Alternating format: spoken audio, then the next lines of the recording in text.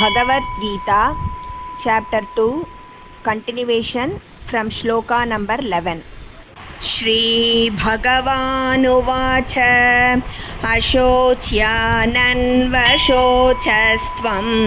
Prajñāvādāṃsca bhāṣase Gatāsūnagatāṣūṃsca Nānuṣocanti panditāః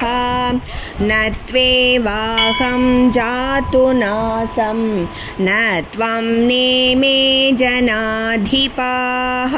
न चैव न भविष्यामः सर्वे वयमतः परं देहिनोऽस्मिन् यथा देहे कौमारं यौवनं जरा तथा देहान्तरप्राप्तिः धीरस्तत्र न मुह्यति मात्रा स्पर्शास्तु कौन्तेय शीतोष्णसुखदुःखदाः आगमापायिनो नित्याः तां स्थितिक्षस्व भारत यं हि न व्यथयन्त्येते पुरुषं पुरुषर्षभ समदुःखसुखं धीरं सोऽमृतत्वाय कल्पते नासतो विद्यते भावः नाभावो विद्यते सतः उभयोरपि दृष्टोऽन्तः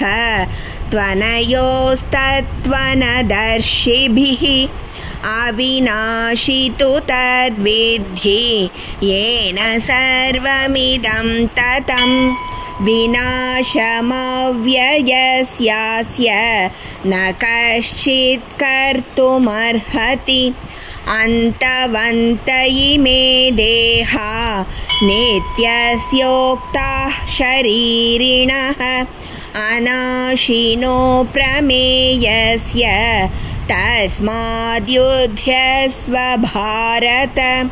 ययेनं वेत्ति हन्तारं यश्चैनं मन्यते हतम् उभौ तौ न विजानीतः नायं हन्ति न हन्यते न जायते म्रियते वा कदाचित् नायं भूत्वा भविता वा न भूयः अजो नित्यः शाश्वतोऽयं पुराणः न हन्यते हन्यमाने शरीरे।